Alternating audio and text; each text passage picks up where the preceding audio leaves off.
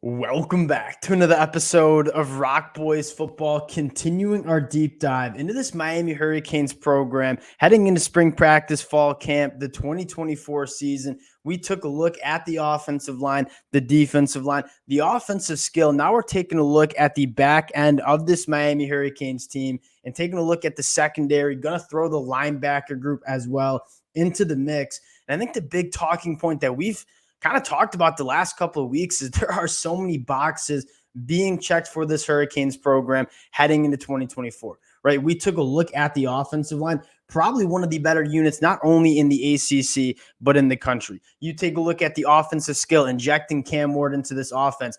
Very, very excited about what that's going to look like. And then the defensive line, another one of those units that, yes, one of the top units in the ACC. I don't know how many units I'm taking over that Miami Hurricanes defensive line in the country as well. If there's one maybe question mark that you have in terms of how is this unit going to look in 2024, it's probably in the back end of this defense. Now, I think Mario Cristobal did a really good job going to the transfer portal, grabbing some experience and some young talent in the portal. But also, you have some guys in the freshman class that I think are going to be contributors for this team in the back end. Question mark? Maybe. Does that mean it's going to be bad? Absolutely not. Going to dive into it. Before we get into it, just want to say thank you to you guys. And these deep dives have just truly been a blast. I'm learning a ton from you guys. We're having phenomenal conversations in the comment section. Cannot thank you guys enough for all the support you guys have shown the boys. Whether we're talking this program on the recruiting trail and the transfer portal, you guys continue to show a ton of love. Cannot thank y'all enough. If you guys do enjoy the content, consider subscribing to the channel. And without further ado, let's get into this unit. And I want to start with what we saw from this unit last year. The linebacker play, I thought, was absolutely phenomenal. We're going to talk about Kiko Mawinoa a little bit. He is, I think, again, one of the better linebackers in the ACC, but one of the better linebackers in the country. And that has been a sore spot for this Miami Hurricanes defense the last couple of years.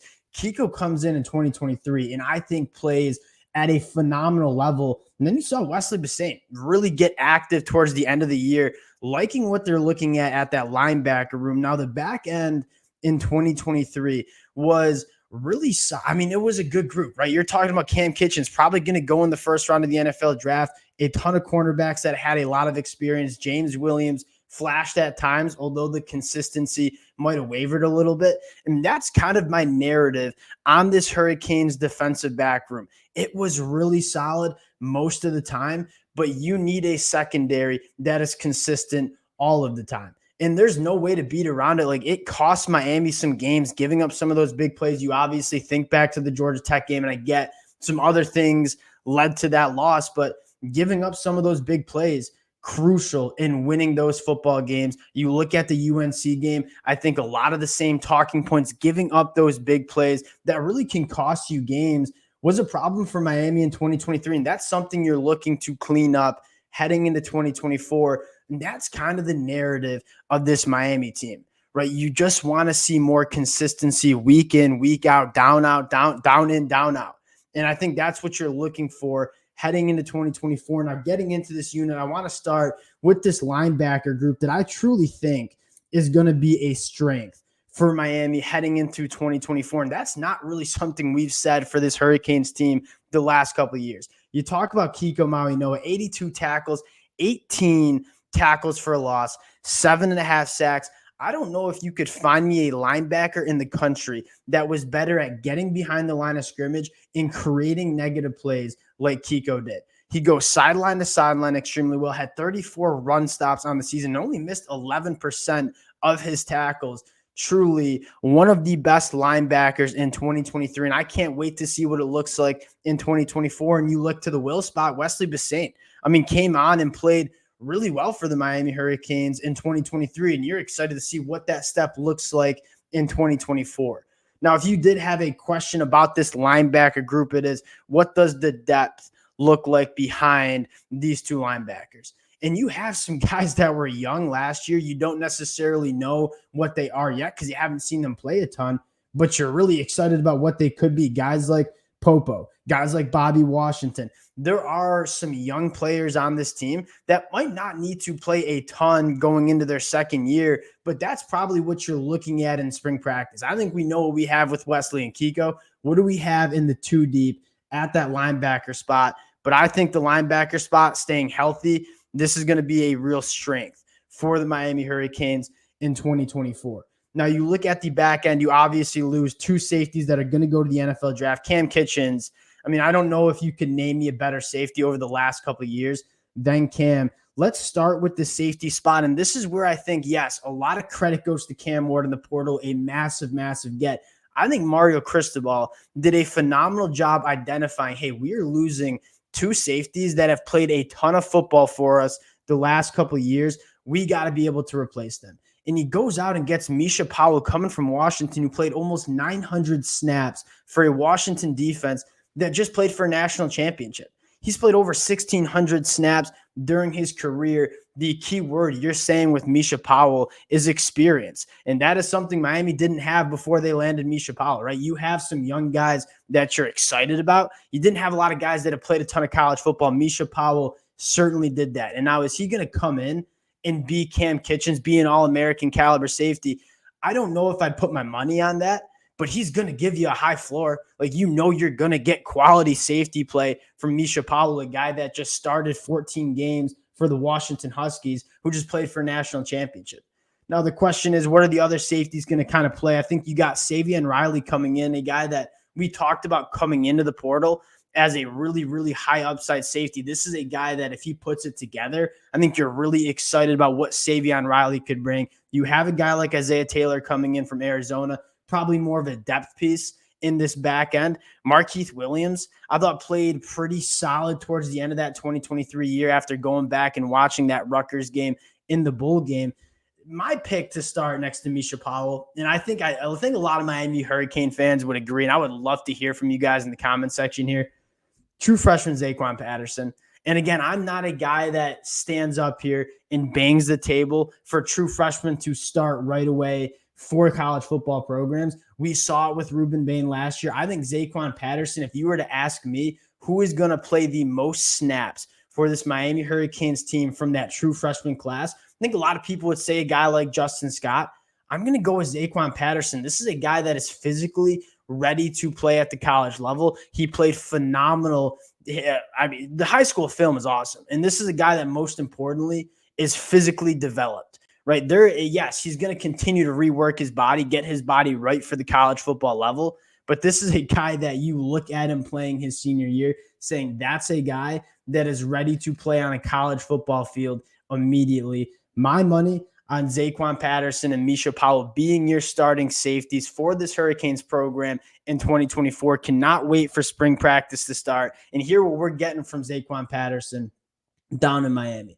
Now, you look at the cornerback room, and you have a guy in Daryl Porter who I think quietly was just really good for the Hurricanes in 2023, right? Faced 26 targets, only 12 catches, a 46% completion percentage when targeted. You didn't hear a ton of Daryl Porter, and that is probably a good thing, right? You don't necessarily want to hear a lot from your cornerbacks on the boundary because that means they're doing their job. That means they're not getting beat. And I think Daryl Porter was just steady Eddie for them and just did a lot of good things. Now, the question is, what do the other cornerback spots look like? I think you have a couple of really, really high ceiling kind of guys coming up and some nice competition, right? Jedias Richard coming over from Vanderbilt last year was a guy that we said hasn't played a ton, but you know Vanderbilt loved him. You know he has a ton of length, a ton of athleticism. I think he's a guy that certainly could win a starting spot for this Miami Hurricanes team. And then you look at a guy in Damari Brown, who played a lot as a true freshman, and I think a lot of Hurricane fans were probably nervous that he would maybe transfer with his brother. He stays the course. And this is a guy that, again, you talk about Jedias Richard, Damari Brown, potentially battling it out for that other cornerback spot. I think that's a good problem to have. Those are two really, really kind of high upside guys, and whoever wins that job, you're probably feeling pretty good about. Now, the other guy I'll throw out there is freshman Ryan Mack. And this is a guy that didn't get a ton of hype when he committed to Miami, was down in the recruiting rankings, goes to the All-American Bowl, and straight up balls out against some of the top talent in the high school levels. And this wide receiver class is absolutely loaded. You saw him go up against some really, really good wide receivers, and he was nails. This is a guy that physically is not necessarily the most imposing player, right? Under 6 foot. I don't think he goes much over 170 pounds, but a guy that just held his own. What does it look like when he gets into Miami? Put some weight on. A guy that I think probably plays a decent amount for this Miami Hurricanes team in 2024, because I was extremely impressed with what he was able to do during the All-American Bowl. You look at this cornerback room, and this is probably the position group that you're kind of keeping your ears to the spring practice notes the most, because you go back and look at this Miami Hurricane program as a whole, and you're saying a lot of boxes are getting checked, right? This is a very complete team, and there are not a lot of programs that can say that.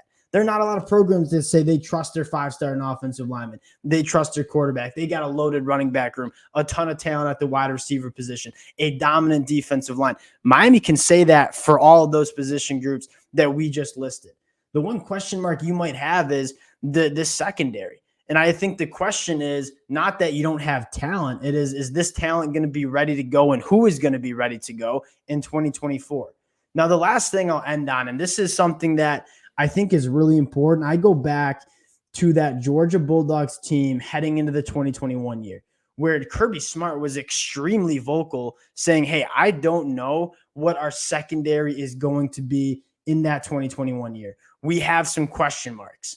It didn't really matter because that defensive line, that front seven, was so phenomenal for the Georgia Bulldogs. Many quarterbacks didn't have a pocket to throw from. And I could see that being kind of a similar storyline for this Miami Hurricanes defense, where, yeah, you might have some question marks in the back end of this defense.